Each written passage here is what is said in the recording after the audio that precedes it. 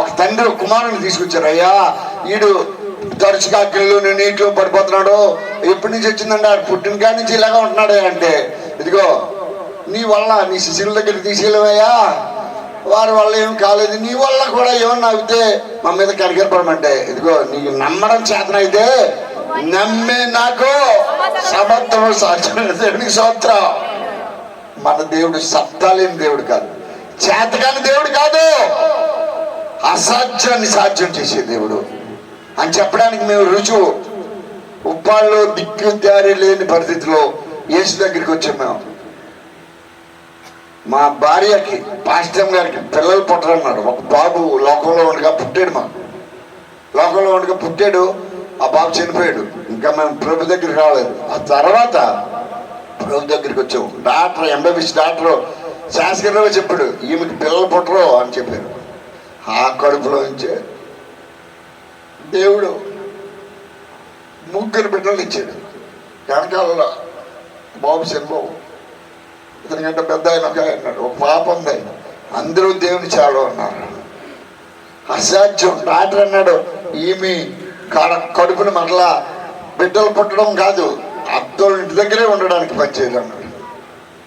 డాక్టర్లు సైన్స్కి అందరి కార్యాలు దేవుడి శాతం దేవుడికి చూస్తాం కనుక ఇంకా అనుమానించద్దు.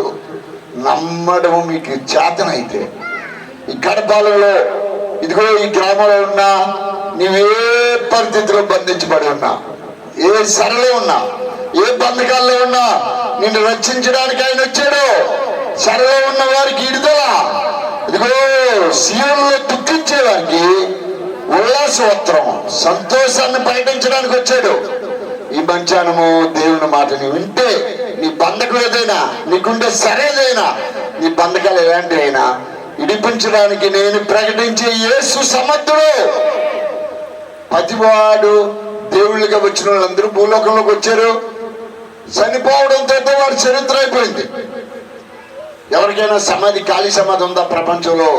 భూ ప్రపంచంలో ఏ దేశంలో ఉన్నా సమాధి ఖాళీ చేసిన వారు ఎవరైనా ఉన్నారా అంటే ఖాళీ సమాధి లేదు. సమాధిలో వీళ్ళు కుళ్ళిపోయారు. నేను ప్రకటించే యేసు సమాధిలో నుండి తిరిగి లేచిన దేవుడు. ఆ సమాధిలో, ఆ ఖాళీ సమాధిలో మా ఆత్మీయ తండ్రి యేదాస్ గారు వెళ్ళి చూసి వచ్చారు. ఆ సమాధిలోకి వెళ్ళిండ్రా, ఆయన ఖాళీ చేసిన సమాధిలోకి అంటే నేను అనుకున్నాను. అప్పుడు మాకు సరిగ్గా తినడానికి లేదు. అప్పుడు నేను అనుకున్నా, ఆశపడాను, అయ్యా బాబు ఆయన తిరిగి లేచిన సమాధి ఇప్పుడు వరకు ఖాళీగా ఉందంట అనుకున్నాం. దేవుడికి వీలు చేస్తే వెళ్దాం అనుకున్నాం. అలాగే మేము ఆశపడినట్లే మా భార్య సేవకురాలు పాటమ్మ నేను వెళ్ళి చూసాం. ఆ సమాధిలోకి మేము కూడా వెళ్ళొచ్చాం. దేవునికి స్తోత్రం. ఖాళీ సమాధి. మేము సమాధి కలిసిన వాళ్ళు కాదు, ఖాళీ కలిసి వెళ్ళిపోయాడు ఒక ఆయన్ని ప్రకటిస్తున్నాం. మేము ఆయన ఖాళీ చేసిన సమాధిలోకి నిజమవుతుంది అనడానికి మేము కూడా ఆ సమాధిలోకి వెళ్ళి బయటకు వచ్చాం. ప్రపంచ దేశాలందరూ వచ్చి చూస్తున్నారు. అది ఆశ్చర్యం కదా. ఎవడు సమాధి ఖాళీ చేసిన వారు లేరు. సమాధితో చరిత్ర క్లోజు.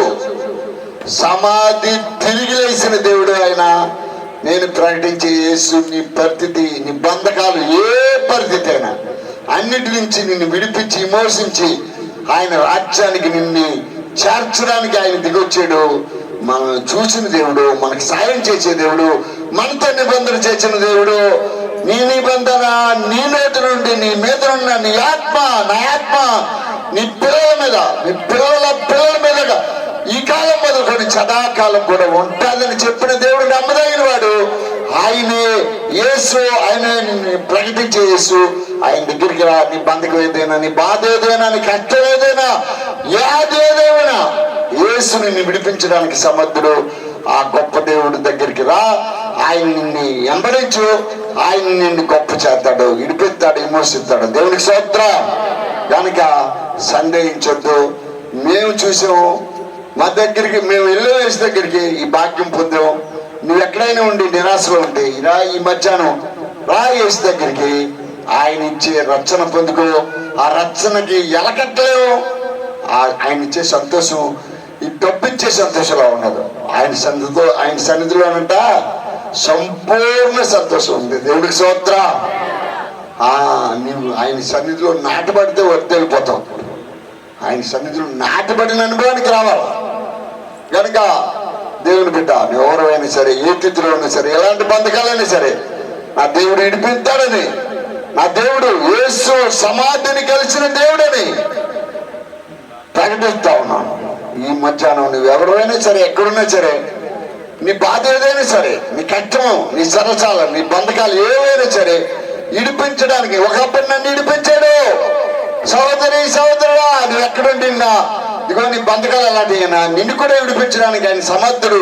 మేము అనుభవించి చెప్తున్నామో, మేము ఏమి విన్నామో, ఏమి చూసామో, మా చేతులు దేన్ని తాకి చూసాయో వాటినే మీకు ప్రకటిస్తున్నాము.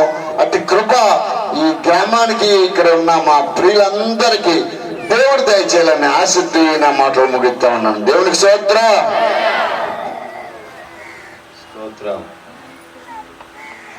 సరే, అందరూ లేచి అందరూ మోకరించి ప్రార్థన చేసుకుందాం. చివరగా ముగించి ప్రార్థన చేసుకుని ముగించుకుందాం అందరూ. సరే, అందరూ ప్రార్థనలో ఉన్నాం. స్తోత్రం స్తోత్రం స్తోత్రం స్తోత్రం స్తోత్రం స్తోత్రం పరిశుద్ధుడానికి స్తోత్రం. హల్లెలూయా హల్లెలూయా హల్లెలూయా. అందరూ ప్రార్థనలో ఉందాం. ప్రభువానికి స్తోత్రం. యేసయ్యానికి స్తుతులు నాయన, స్తుతులు ప్రభా. నువ్వు సహాయం చేస్తే ప్రభా, ప్రభువానికి స్తోత్రాలు ఆయన. పరిశుద్ధుడానికి స్తోత్రం. హల్లెలూయా హల్లెలూయా హల్లెలూయా. మన మధ్యలో ఉన్న సేవకు తిమోతి గారు వచ్చి ప్రార్థన చేస్తారు. స్తోత్రం. హల్లెలూయా హల్లెలూయా. దేవానికి స్తుతులు నాయన, స్తుతులు ప్రభా, స్తుతులు నాయన. నీవే మాకు సహాయకుడు అయితే ప్రభా నాయన, అయ్యా నీవైతేనే సహాయం చేయగలవని ప్రభా. మొదటి నుంచి చివరి వరకు ప్రభా నా తండ్రి, నువ్వు ఎలాంటి దేవుడువో ప్రభా నాయన, అనేక విధాలుగా మాతో మాట్లాడిన దేవానికి స్తోత్రం. హల్లెలూయా. ప్రార్థన చేసుకుందామండి. స్తోత్రం స్తోత్రం స్తోత్రం ప్రభా. అయ్యా ఈ మధ్యాహ్న కాల సమయంలో మాతో సూటిగా మీరు మాట్లాడినారు. సేవకు నిలవబెట్టుకొని అయ్యా ఇదిగో ప్రభా, ఇక్కడికి వచ్చిన వారు, ఈ శబ్ద తరంగం ద్వారా వినిన వారు ఇటువంటి బంధకములోనైనా ఇటువంటి సరసాల్లో ఉన్నారో ప్రభా, వారి కొరకు నువ్వు సూటిగా నీ స్వరమెత్తి మాట్లాడి ఉన్నారు కాబట్టి పరిశుద్ధాత్ముడా మీరు వారిని ఆకర్షించమని ప్రార్థిస్తూ ఉన్నాం. అయ్యా బంధకాలను ప్రతి బంధకాన్ని నజరేయుడైన యేసుక్రీస్తు నామములో విడిపించి అయ్యా మీరు వారి మీ నామమును అంగీకరించినట్లుగా వారి పట్ల మీ కృప చూపించమని ప్రార్థిస్తూ ఉన్నాం. అయ్యా వచ్చిన ప్రతి బిడ్డను కూడా మీరు దీవించండి, ఆశీర్వదించండి. అయ్యా ఇదిగో ప్రభు, ఈ కొడుకులనైనా ఇంత క్రమముగా ప్రతికూల పరిస్థితుల్లో ఉన్ననో కూడా